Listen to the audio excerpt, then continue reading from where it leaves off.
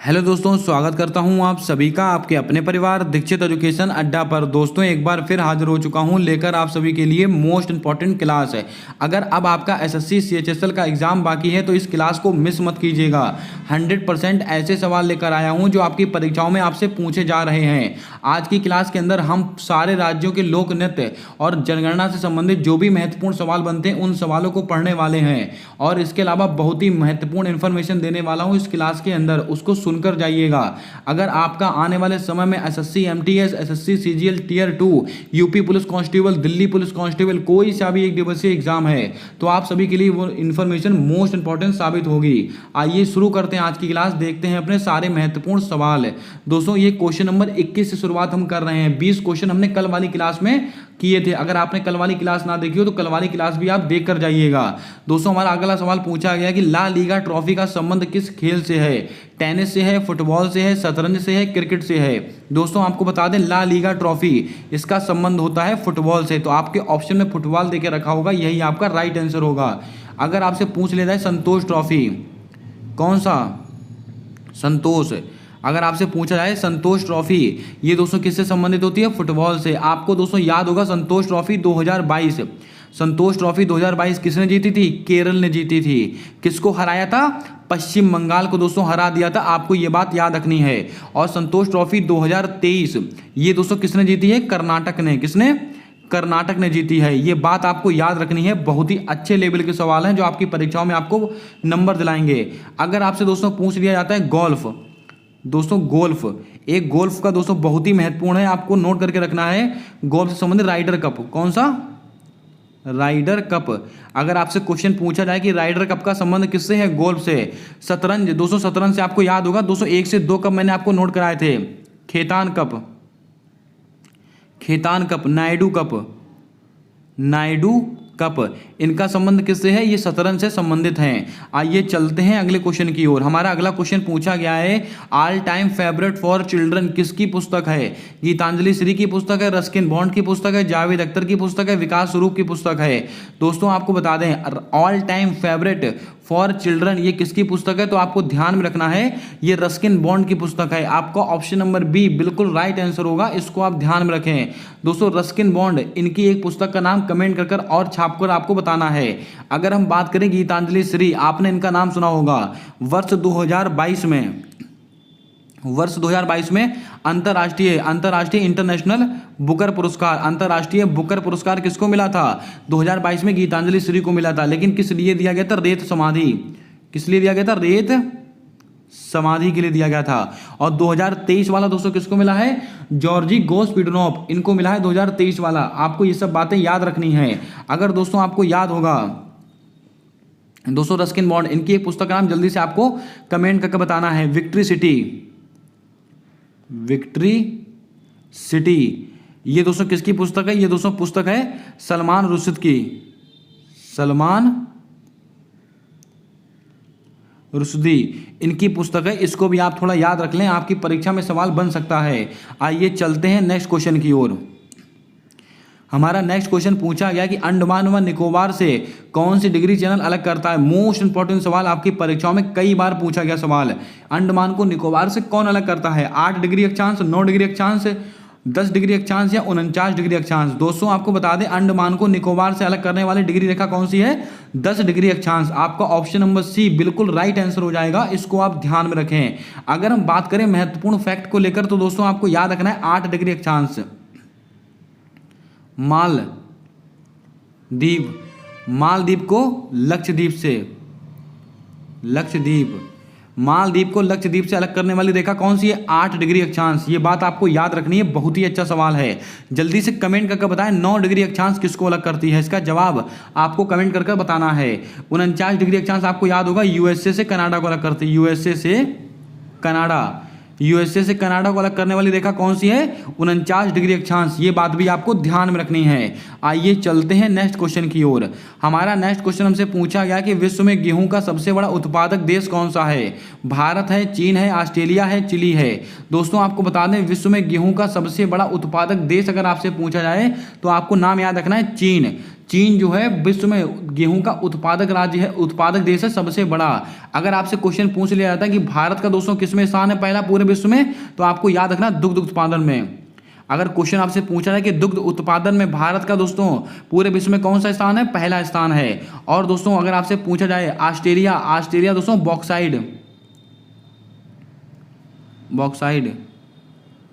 Bauxite उत्पादन में दोस्तों, बॉक्साइड एल्यूमिनियम, इसके उत्पादन में दोस्तों पहले स्थान पर कौन है, ऑस्ट्रेलिया। चिली, तांबे के उत्पादन में दोस्तों पहला स्थान किसका है, चिली का है। और दोस्तों आपको याद होगा कॉफी उत्पादन में दोस्तों विश्व में पहला स्थान किसका है, ब्राजील का है। किसका, ब्राजील का। और दोस्तों ब्राजील में कॉफी के बागानों को क्या कहते हैं, फैजेंडा कहा जाता है। आपको याद होगा दोस्तों, आपको याद होगा जूट।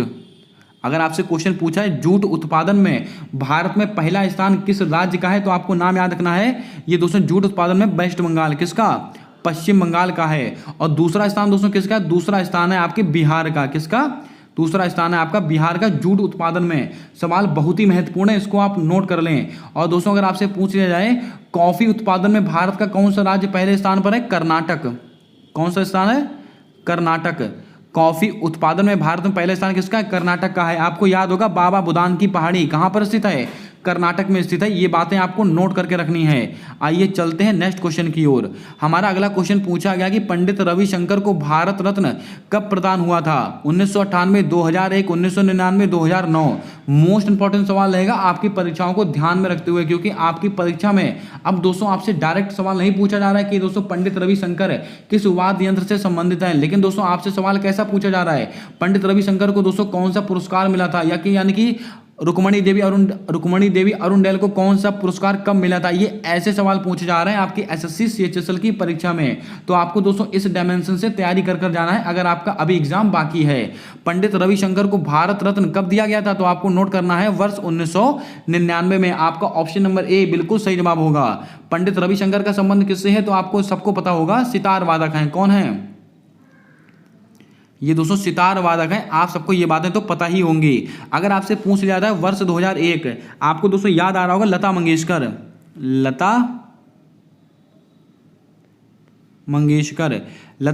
को दोस्तों भारत रत्न कब मिला था, वर्ष 2001 में।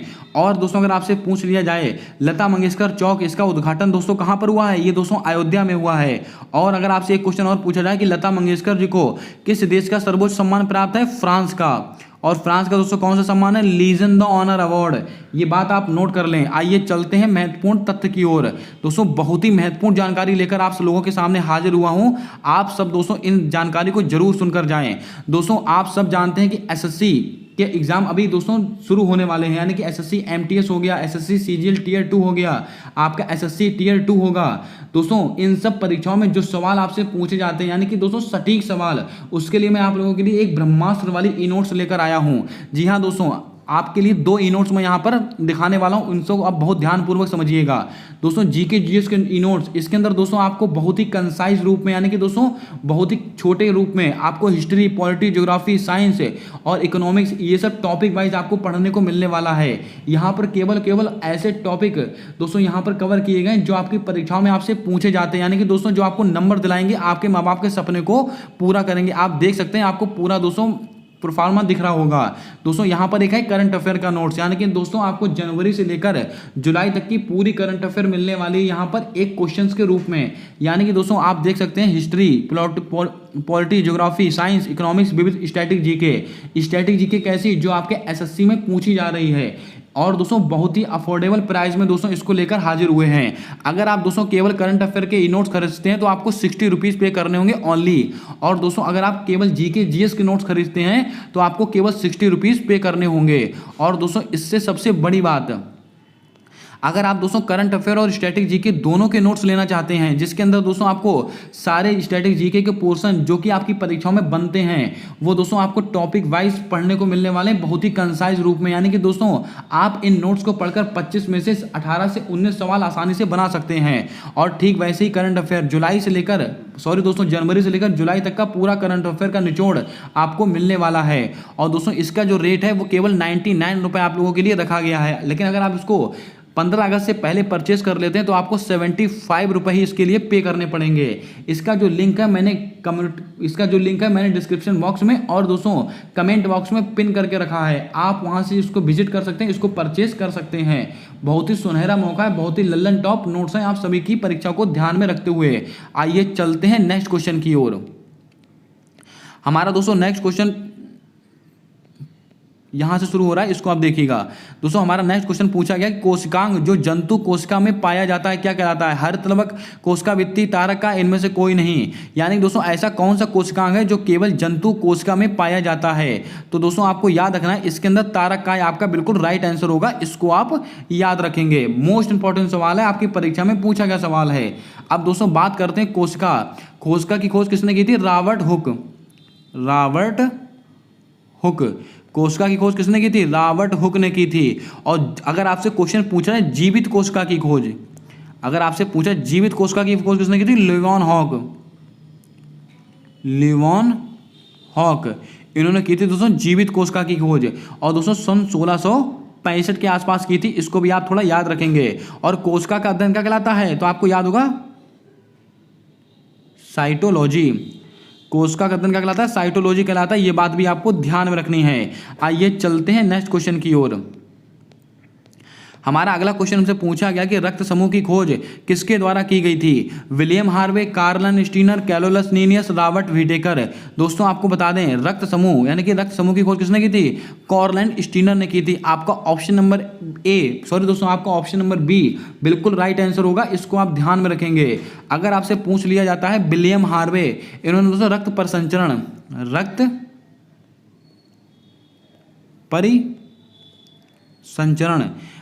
परिसंचरण की खोज किसने की थी? ये दोस्तों विलियम हार्वे ने की थी। लेकिन रक्त समूह की खोज किसने की थी? कार्लन स्टीनर ने। ये बात आपको याद रखनी है, आपको याद होगा ए बी ओ, ये 4 प्रकार के होते हैं, ये सब आपको पता होंगे। सर्वग्राही कौन सा है दोस्तों? आपको याद होगा AB+। दोस्तों ये AB+ इसको बोला जाता है। सर्वग्राही जो सबसे रक्त ले सकता है। सर्वदाता कौन है? O-, यानी कि ये आप सर्वदाता है। ये दोनों फैक्ट भी आपको याद रखने हैं। आपको याद होगा दोस्तों कैरोलस लीनियस, ये कौन है? द्विनाम पद्धति के जन्मदाता कौन है? Carolus Linnaeus. रॉबर्ट व्हिटेकर है, इन्होंने 5 जगत अगर आपसे क्वेश्चन पूछा जाए 5 जगत का वर्गीकरण किसने किया था? Robert Whittaker. ये सब बातें आपको ध्यान में रखनी है। चलिए बढ़ते हैं नेक्स्ट क्वेश्चन की ओर। अगला क्वेश्चन पूछा गया कि निम्नलिखित में से गजल गायकी से संबंधित कौन है? दोस्तों इस क्वेश्चन को लेने का मतलब सिर्फ इतना से है कि आप 3 नाम जान सकें जो गजल गायकी से संबंधित है, आपकी परीक्षा में पूछे जाते हैं। बेगम अख्तर, मल्लिका पुखराज और पीनाज मसानी, इन तीनों का संबंध किससे है? ये तीनों के तीनों गजल गायकी से संबंधित है, यानी कि आपका ऑप्शन नंबर डी बिल्कुल सही जवाब होगा, इसको आप ध्यान में रखें। एक दोस्तों जगजीत सिंह करके हैं, जगजीत सिंह, ये भी दोस्तों गजल गायकी से संबंधित है। ये सवाल आपकी परीक्षा में पूछा भी गया है। अगर आपने अभी तक क्लास को लाइक ना किया हो तो क्लास को लाइक कर दें, चैनल पर नए हो तो चैनल को सब्सक्राइब कर बेल वाला आइकन ध्यान से दबा लें, ताकि आने वाली क्लासेस के अपडेट्स आप तक आसानी से पहुंचते रहें। कोई सा भी अगर आप एग्जाम देने वाले हैं तो इस क्लास को मिस मत कीजिएगा, 100% आपके माँ बाप के सपने को पूरा करने वाली क्लास होगी। अगला क्वेश्चन पूछा गया कि द्वैध शासन तंत्र की शुरुआत किसने की थी? William Bentinck, Lord Canning, Robert Clive, Lord Curzon. दोस्तों आपको बता दें द्वैध शासन इसकी शुरुआत किसके द्वारा की गई थी? रॉबर्ट क्लाइव के द्वारा की गई थी। कब? 1919 में। ये बात आपको ध्यान में रखनी है। अगर आपसे सवाल पूछ लिया जाए कि द्वैध शासन तंत्र इसका दोस्तों समापन किसने किया था, इसको समाप्त किसने किया था? वारेन हेस्टिंग, इन्होंने इसका दोस्तों समापन किया था। शुरुआत किसने की थी, समापन किसने किया था? ये दोनों बातें आपको ध्यान में रखनी है। दोस्तों आपको याद होगा विलियम बेंटिक, नाम आपको याद होगा। 1829 इसको क्या हुआ था? सती प्रथा का अंत किसकी सिफारिश पर हुआ था? राजा राम मोहन राय की सिफारिश पर हुआ था। ये बातें आपको ध्यान में रखनी है। आपको याद होगा लॉर्ड कैनिंग, भारत के दोस्तों वायसराय कौन थे? भारत के अंतिम या पहले वायसराय, आप कुछ भी बोल सकते हैं, कौन थे दोस्तों? ये लॉर्ड कैनिंग थे। लेकिन भारत के पहले दोस्तों भारतीय गवर्नर जनरल कौन थे? श्री राजगोपालाचारी। ये सवाल भी आपको ध्यान में रखने, ये सब सवाल आपकी परीक्षा में पूछे गए सवाल हैं। आइए चलते हैं नेक्स्ट क्वेश्चन की ओर। अगला क्वेश्चन पूछा गया कि निम्नलिखित में से भरतनाट्यम से संबंधित कौन है? दोस्तों इन तीनों के नाम आपको याद रखने, यामिनी कृष्णमूर्ति, रुक्मणी देवी अरुणडेल, मृणालिनी साराभाई। इन सबका संबंध किससे है? भरतनाट्यम। एक क्वेश्चन हमसे पूछा गया कि निम्नलिखित में से उड़ीसी नृत्य से संबंधित कलाकार कौन कौन से हैं। तो उड़ीसी नृत्य से आपको 3 नाम और याद रखने हैं, केलुचरण महापात्र, माधवी मुद्दल, मोस्ट इंपॉर्टेंट सवाल। और दोस्तों संयुक्ता पर्णहारी, इनका संबंध किससे है, ये दोस्तों ओडिसी नृत्य से संबंधित है, यानी कि आपका ऑप्शन नंबर डी बिल्कुल सही जवाब होगा। अब दोस्तों एक सवाल पूछा गया कि निम्नलिखित में से कुचिपुड़ी से संबंधित नहीं है, सवाल को सही से पढ़िएगा। यामिनी कृष्णमूर्ति, राधा रेड्डी या मृणालिनी साराभाई। दोस्तों आपको बता दें इसमें से कुचिपुड़ी से संबंधित कौन नहीं है, ये शंकर देव नहीं है।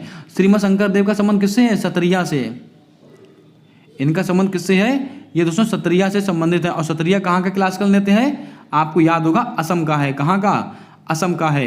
दोस्तों यामिनी कृष्णमूर्ति हो गई, राधा रेड्डी हो गई, मृणालिनी साराभाई हो गई, और एक दोस्तों मल्लिका साराभाई, इनका भी नाम आप लिख लें, मल्लिका साराभाई। मल्लिका साराभाई का संबंध किससे है, तो आपको ध्यान रखना इनका संबंध भी कुचिपुड़ी से है। और ये दोस्तों भरतनाट्यम से भी संबंधित है मल्लिका साराभाई। ये दोनों बातें आपको ध्यान में रखनी है। आइए चलते हैं अगले फैक्ट की ओर। हमारा अगला क्वेश्चन पूछा गया कि मौलिक कर्तव्य का उल्लेख कौन से भाग में किया गया। तो दोस्तों मैंने आपको कई बार बताया मौलिक कर्तव्य का उल्लेख है भाग 4A, आपका ऑप्शन नंबर सी बिल्कुल सही जवाब होगा। भाग 3 में क्या है, तो आपको याद होगा मौलिक अधिकार। भाग 4 में DPSP। भाग 18 में दोस्तों क्या दिया गया है, तो आपको याद होगा आपात अनुबंध। आपात अनुबंध का उल्लेख भाग 18 में है, आपको याद होगा आर्टिकल 352, आर्टिकल 356, आर्टिकल 360। इनका सबका संबंध किससे, आपात अनुबंध से। राष्ट्रपति शासन, राष्ट्रीय आपात, आर्टिकल 352 में क्या है, राष्ट्रीय आपात। आर्टिकल 356 में राष्ट्रपति शासन, आर्टिकल 360 में वित्तीय आपात। वित्तीय आपात भारत में अभी एक भी बार नहीं लगा है। दोस्तों आपको बताना है कि ऐसे कौन से आर्टिकल हैं जो केवल भारतीय नागरिकों के लिए दोस्तों बनाए गए हैं। तो आपको नाम याद रखना 15, 16, 19, 29, 30। ये दोस्तों आर्टिकल जो है 15, 16, 19, 29, 30, ये दोस्तों 5 आर्टिकल ऐसे हैं जो केवल भारतीय नागरिकों को प्राप्त हैं। ये बात भी आपको याद रखनी है, आपसे सवाल बन सकता है। आइए चलते हैं अगले फैक्ट की ओर। दोस्तों यहाँ से शुरू होते हैं हमारे महत्वपूर्ण लोक नृत्य। इनको तो आप बहुत ध्यानपूर्वक देखें। अगर आपको दोस्तों परीक्षा देनी है कोई सी भी, आपके परीक्षा में ये सवाल डेली आपसे पूछे जा रहे हैं। बहुत ही चुन कर दोस्तों सवाल लेकर आए हैं जो आपके परीक्षाओं में आपसे पूछे जा रहे हैं। अगर आपसे पूछ लिया जाए असम राज्य से संबंधित महत्वपूर्ण लोक नृत्य, असम से आपको क्या क्या याद रखना है, बिहू, बगरुम्बा, सत्रिया, कली गोपाल, खेल गोपाल, अंबुबाची का मेला आदि। ये दोस्तों इतने नाम आपको याद रखने असम से। आइए चलते हैं नेक्स्ट की ओर। हमारा दोस्तों अगला क्वेश्चन है कि नागालैंड से संबंधित महत्वपूर्ण लोक नृत्य। नागालैंड से आपको क्या याद रखना है, चोंग, युद्ध नृत्य, हॉर्नबिल फेस्टिवल। और दोस्तों इसको आप ध्यान रखें कौन कौन से, चोंग, युद्ध नृत्य, हॉर्नबिल फेस्टिवल आदि। आपसे इसमें से कोई से भी सवाल आपसे बन सकते हैं, आपको दोस्तों नंबर दिला सकते हैं। मणिपुर से दोस्तों आपको याद रखना है, मणिपुर हमारे लिए बहुत ही महत्वपूर्ण है दोस्तों, थांगटा, कचाई लेमन, लाई हरोबा फेस्टिवल। और दोस्तों आपको याद होगा जागोई चेलोम, जागोई चेलोम। इसका संबंध कहाँ से, इसका संबंध भी मणिपुर से है। चलिए बढ़ते हैं नेक्स्ट फैक्ट की ओर। दोस्तों महाराष्ट्र से संबंधित महत्वपूर्ण फैक्ट। महाराष्ट्र से दोस्तों आपको याद रखना है लावणी, तमाशा, गणेश चतुर्थी, काला घोड़ा कला महोत्सव आदि। ये इतने महत्वपूर्ण हैं, इनको भी आप याद कर लें, अपनी कॉपी में दोस्तों नोट करते चलें। एक तरफ राज्य डाल लें और उनके सामने ये सब दोस्तों फेस्टिवल लिखते चलें, आपकी परीक्षाओं में डेली आपसे पूछे जा रहे हैं। आइए चलते हैं अगले दोस्तों फैक्ट की ओर। उड़ीसा से संबंधित महत्वपूर्ण लोक नृत्य आपको याद रखने हैं, छऊ, पैका, घूमरा, डंडा नाट आदि। ये दोस्तों छऊ, पैका ये पूछा जा चुका है। अब डंडा नाट, घूमरा इनकी बारी है, ये तो आपके परीक्षा में आ सकते हैं। अब दोस्तों बात करते हैं आंध्र प्रदेश से संबंधित महत्वपूर्ण लोक नृत्य। अब दोस्तों आंध्र प्रदेश से तो आपको याद रखना मर्दाला। मर्दाला कहाँ का है, आंध्र प्रदेश। छड़ी नृत्य, कलियट्टम, कुडियट्टम। दोस्तों कलियट्टम कुडियट्टम देखकर बहुत सारे बच्चे तमिलनाडु और केरल लगा देंगे, उनका आंसर गलत हो जाएगा। कलियट्टम और कुडियट्टम कहाँ के हैं, आंध्र प्रदेश के हैं। छऊ और मर्दाला कहाँ का, ये भी आंध्र प्रदेश का है। और आंध्र प्रदेश का दोस्तों एक कुचिपुड़ी भी है, इसको भी आप ध्यान में रखेंगे। अब दोस्तों बात करते हैं कर्नाटक। कर्नाटक से दोस्तों मैं आपको कई बार बता चुका हूँ, यक्षगान, कर्ग, भूतकोला, बोलक आर्ट, उम्मट आर्ट, इन सबका संबंध किससे है, कर्नाटक से। दोस्तों यक्षगान हो गया, कर्ग हो गया, भूतकोला हो गया, बोलक आर्ट हो गया, उम्मट आर्ट हो गया, इन सबका संबंध कहाँ से है, कर्नाटक। अगर हम बात करें गोवा से संबंधित महत्वपूर्ण लोक नृत्य की, तो आपको ध्यान रखना है फुगड़ी, देखनी, दकनी, मांडी और दोस्तों साओ जुआओ। कौन सा दोस्तों, साओ जो आओ। ये सब कहाँ के हैं, ये गोवा के हैं। और दोस्तों सिग्मो फेस्टिवल ये गोवा का है, कहाँ का, सिग्मो फेस्टिवल, इसको भी आप लिख लें, अच्छा सवाल है। बढ़ते हैं नेक्स्ट क्वेश्चन की ओर। दोस्तों राजस्थान से संबंधित महत्वपूर्ण लोक नृत्य, इसको आपको क्या क्या याद रखना है, कठपुतली, झूलन लीला, सकरिया, पणहारी गणगौर और दोस्तों कालबेलिया, इन सबका संबंध कहाँ से है, राजस्थान। और एक दोस्तों गरबी और नोट कर लें, गरबी कहाँ का है, ये भी राजस्थान का है। अगला सवाल दोस्तों हमसे पूछा गया कि जम्मू कश्मीर से संबंधित महत्वपूर्ण लोक नृत्य, जम्मू कश्मीर से आपको क्या याद रखना है, रऊफ, मोस्ट इंपॉर्टेंट सवाल। हिकात और भदजास, इन सबका संबंध कहाँ से, जम्मू कश्मीर। आइए चलते हैं अगले फैक्ट की ओर। अरुणाचल प्रदेश से संबंधित महत्वपूर्ण लोक नृत्य आपको याद रखने हैं, मुखौटा, युद्ध नृत्य, मोस्ट इंपॉर्टेंट सवाल। मुखौटा और युद्ध नृत्य कहाँ का, अरुणाचल प्रदेश। हिमाचल प्रदेश से आपको याद रखना है डंडा नाव, डांगी, सांगला, छपेली, इन सबका संबंध कहाँ से, डंडा नाव और हिमाचल प्रदेश। झारखंड से संबंधित महत्वपूर्ण लोक नृत्य, अगर हम दोस्तों झारखंड की बात करें तो कर्मा, सरहुल, जट जाटिन, छऊ। दोस्तों ये जट जाटिन आपको याद रखना है, ये बिहार में भी बनाया जाता है, वरना आप लोग कमेंट करें सर आपने झारखंड बता दिया, ये बिहार में भी दोस्तों इसको सेलिब्रेट किया जाता है। अगर आपके ऑप्शन में बिहार देके रखा है तो बिहार मारेंगे, अगर झारखंड देके रखा है तो झारखंड मारेंगे। अगर बिहार और झारखंड दोनों देके रखा है तो आप दोस्तों पहली जो प्राथमिकता है वो बिहार को देंगे, इस बात को आप याद रखें। सिक्किम से संबंधित दोस्तों कौन कौन से हैं, लोसांग, मोस्ट इंपॉर्टेंट सवाल, सिद्धि छम, मारुनी, सिकरी, इन सबका संबंध कहाँ से है, सिक्किम से है। अब दोस्तों यहाँ से शुरू होती है हमारी जनगणना, इसको तो आप रट कर पढ़कर जाएं, आपकी परीक्षा में यहाँ से दोस्तों डेली सवाल बनना है, हर शिफ्ट में आपसे एक सवाल पूछा जा रहा है। यानी कि जनगणना से जितने भी दोस्तों महत्वपूर्ण डायमेंशन हो सकते हैं सारे मैंने कवर किए हैं यहाँ पर। आपको दोस्तों बस केवल एक नज़र से इनको देखते जाना है। अगर आपसे पूछा जाए शिशु लिंगानुपात 0 से 6 वर्ष के लिए कितना है, 919 है दोस्तों, कुल कितना है 919 है। अगर आपसे पूछा जाए ग्रामीण का कितना है 923, शहरी का कितना है 905, ये लिंगानुपात है शिशु का, इसको आप ध्यान में रखेंगे। अगर आपसे पूछ जाए कुल लिंगानुपात दोस्तों कितना है तो आपको ध्यान में रखना है 940 महिलाओं, 1000 पुरुषों पर 940 महिलाएं, यानी कि दोस्तों लिंगानुपात कितना 940, इसको भी आप याद कर लें। आबादी का घनत्व ये दोस्तों कितना है, आबादी का घनत्व, तो आपको दोस्तों आबादी का घनत्व याद रखना है 382 व्यक्ति प्रति वर्ग किलोमीटर, मोस्ट इंपॉर्टेंट सवाल। इनको आप लिखते जाएं दोस्तों अपनी कॉपी के अंदर। वर्ष 2011 की जनगणना से 2011 के बीच में दशकीय जनसंख्या वृद्धि कितनी हुई थी, तो आपसे पूछा जाएगा दशकीय जनसंख्या वृद्धि कितनी है, 17.64%, मोस्ट इंपॉर्टेंट सवाल। साक्षरता दर दोस्तों कितनी थी, कुल आबादी की साक्षरता दर थी 74.04%। आपसे दोस्तों महिलाओं की साक्षरता दर, पुरुषों की साक्षरता दर, ये सब डेली पूछी जा रही है, आपको याद रखना है। भारत में दुनिया की कुल आबादी कितनी थी दोस्तों, 17.5%, कितनी थी 17.5% थी कुल आबादी की भारत की। अब दोस्तों अगले फैक्ट की ओर बात करते हैं, इसको थोड़ा सा छोटा कर लेता हूं तो आपको आसानी से दिखने लगेगा ये। आई होप दोस्तों आपको आसानी से ये दिख रहा होगा सब। ये देखिए दोस्तों, अगर आपसे क्वेश्चन पूछा जाए कि सर्वाधिक साक्षरता दर वाले राज्य कौन से हैं, पहले स्थान पे कौन है, केरल, दूसरे स्थान पर मिजोरम, तीसरे स्थान पर त्रिपुरा। ये तीनों स्थान आपको याद रखने हैं, केरल, मिजोरम, त्रिपुरा, यहाँ पर सर्वाधिक साक्षरता वाले राज्य हैं। न्यूनतम साक्षरता दोस्तों कहाँ की थी, बिहार की थी, आपको याद होगा। सर्वाधिक जनसंख्या घनत्व वाला दोस्तों जिला कौन सा है, मोस्ट इंपॉर्टेंट सवाल। सर्वाधिक जनसंख्या घनत्व वाला दोस्तों जनसंख्या वाला जिला कौन सा था, ठाणे, महाराष्ट्र। अगर आपसे पूछ लिया जाए न्यूनतम जनसंख्या वाला जिला कौन सा है, दिबांग घाटी, अरुणाचल प्रदेश।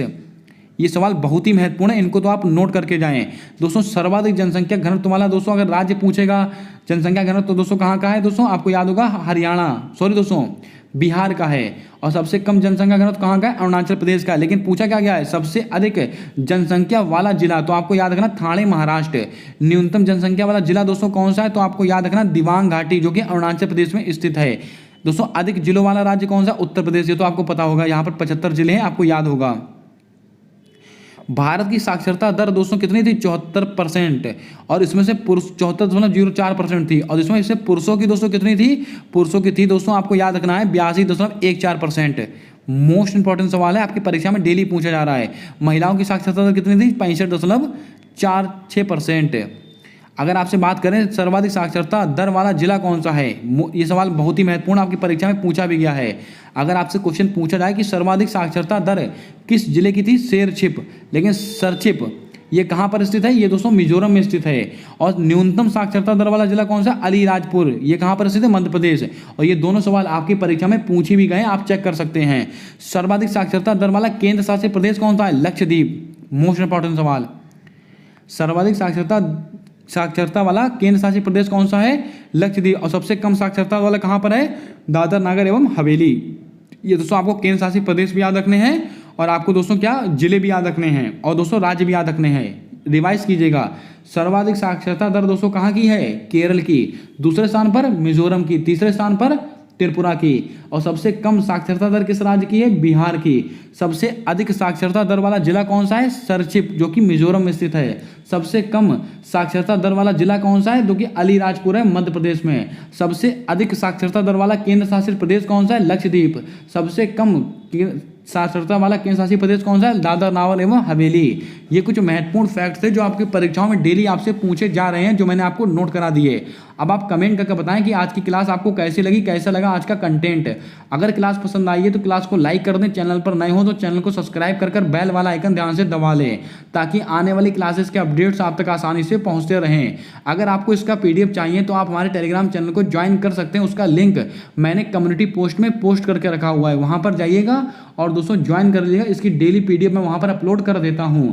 और जिस ऑफर के बारे में मैंने आज आपको बताया है, GK GS और करंट अफेयर के जो ई-नोट्स हैं, यकीन मानिए वो ब्रह्मास्त्र का काम करेंगे आपके आगामी सारी परीक्षाओं के अंदर। आपको GK GS 100-200 क्लासें देखने की जरूरत नहीं पड़ेगी। आप केवल उन नोट्स को पढ़ के जाएंगे, आप 25 में से 15-16 सवाल आसानी से बना ले जाएंगे। आप जरूर विजिट कीजिएगा, आपको अच्छा लगने वाला है। मिलते हैं आने वाली अगली क्लास के अंदर, तब तक के लिए जय हिंद, जय भारत दोस्तों। अपना सपोर्ट, अपना प्रेम हमारे YouTube चैनल के साथ हमेशा यूं ही बनाकर रखिएगा।